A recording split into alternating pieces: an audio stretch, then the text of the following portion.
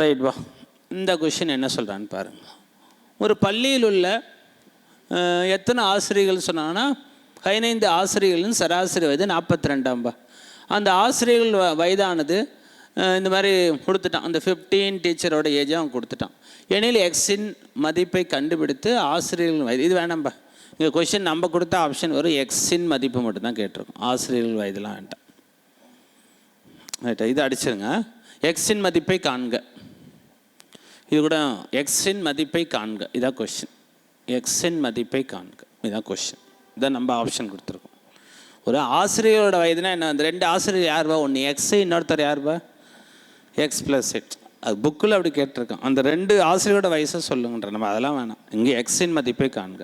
சரிப்பா, இப்போ நம்ம என்ன கண்டுபிடிக்க போகிறோன்னா 15 ஆசிரியர்களோட சராசரி வயதுனா அவங்களோட மொத்த வயது சொல்லுங்கப்பா. என்னப்பா பண்ணணும், 42 15ஆல் டிவைட் பண்ணுமா, 15ஆல் பெருக்கணுமா, பெருக்கணும். அப்போ பெருக்குனா என்னப்பா இருக்கும், 42 10 420பா, 42 5 210பா, அப்போ 630பா. இப்போ நம்ம என்ன கண்டுபிடிச்சிட்டோம், 15 டீச்சரோட வயசை கூட்டினா என்ன வருமாப்பா, 630 வரும். இப்போ ஆல்ரெடி நமக்கு யாரை பற்றி கொடுத்துட்டான், 13 ஆசிரியரோட வயசை கிளியராக கொடுத்துட்டான். 2 பேர் மட்டும் இப்படி கொடுத்துட்டான், எக்ஸ் கமா எக்ஸ் ப்ளஸ் 8 அப்படின்னு கொடுத்துட்டான். அதில் 2 ஆசிரியர்கள் மட்டும் எக்ஸில் கொடுத்துட்டான்.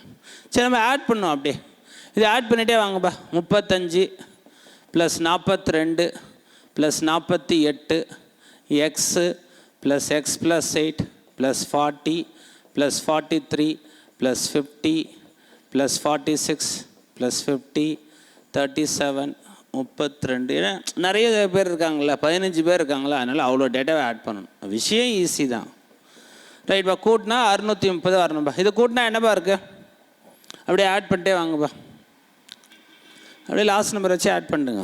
1 ப்ளஸ் 8 9 11 18 24 27 ப்ளஸ் 8 35 43 45 50 50க்கு 0 5 8 12 16 20 24 29 33 38 41 44 47 51 55பா, 550ன்னு வருதுப்பா.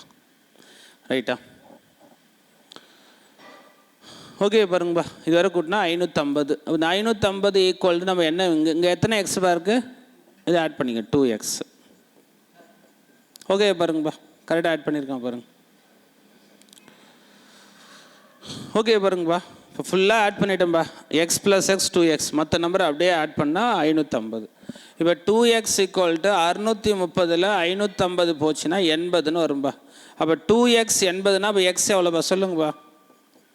2x 80னா எக்ஸ் எவ்வளோ, 80 2ஆல் வகுத்தா என்ன கிடைக்கும், 40 கிடைக்கும். அவ்வளோதான், புரியுது? என்ன கண்டுபிடிச்சிருங்க. 15 டீச்சரோட வயசு கொடுத்துருக்காம்பா. அதில் எக்ஸ் ப்ளஸ் 8 மட்டும் அந்த எக்ஸை கண்டுபிடிக்கணும். அது வழியாக நம்ம எல்லாருமே ஆட் பண்ணிட்டோம். 15 ஆசிரியரோட வயசு எழுதிட்டோம். டோட்டல் வயசு கண்டுபிடிச்சிட்டோம் 630. இது அப்படியே ஆட் பண்ணிகிட்டே வரம்பா. இதில் எக்ஸை மட்டும் கூட்டி 2xன்னு எழுதிட்டோம். அவ்வளோதான். சரி, அதில் சும்மா நம்ம புக்கில் எக்ஸ்ட்ராவே கேட்டுக்க. அந்த ஆசிரியர்களின் வயதுகள் என்னென்னப்பா, ஒரு ஆசிரியர் எக்ஸு அப்படின்னா 40 வயசு. இன்னொரு ஆசிரியர் யாருப்பா, அவ்வளோதான் 48 எக்ஸ் ப்ளஸ் 8. அவ்வளோதான், கரெக்டு தான்ப்பா. ஓகேப்பா. 6 மாணவர்களின் சராசரி மதிப்பெண் 8ஆம்பா. மேலும் ஒரு மாணவனின் மதிப்பெண்ணையும் சேர்க்கப்பட்டு சராசரி இன்னும் 8ஆகவே உள்ளதாம்பா. 8ஆக இருந்த சராசரி மீண்டும் 8ஆக தான் இருக்கும். அப்போ புதுசாக வந்தவனுடைய மதிப்பெண் என்னவாக இருக்கும், இதுதான் கொஸ்டின். புதுசாக கடைசியாக சேர்ந்தான்ல, அவனோட மார்க் என்னவாக இருக்கும், அதுவும் 8ஆக தான் இருக்கும். அப்போ தான் சராசரி மாறாது. ஒரே மதிப்பை கூட்டினா சராசரி மாறாதுப்பா. ரைட்டா, நம்ம இது எப்படிப்பா சால்வ் பண்ணணும் சொல்லுப்பா. எத்தனை மாணவர்கள்ப்பா, 6. அவங்களோட சராசரி மதிப்பெண் 8பா. 8 8 என்னப்பா, 48. இப்போ ஒரு மாணவன் சேர்ந்த பிறகு எத்தனை மாணவர்கள்ப்பா, 7. இப்போ சராசரி மீண்டும் என்னவா தான் இருக்கான், அதே 8 தான். 8 என்னப்பா, இப்போ மைனஸ் பண்ணுங்க. 56ல் 48 போச்சுன்னா கடைசியாக சேர்ந்த மாணவனோட மார்க் என்னப்பா, அவ்வளோதான்ப்பா. சராசரி மாறலன்றான். புதுசாக வந்தோன்னா அதே மார்க்காக தான் வந்திருப்போம், அதே 8 மார்க். அதனால தான் சராசரி மாறல. உங்களுக்கு தெரிஞ்ச விஷயம். ஓகே தானேப்பா?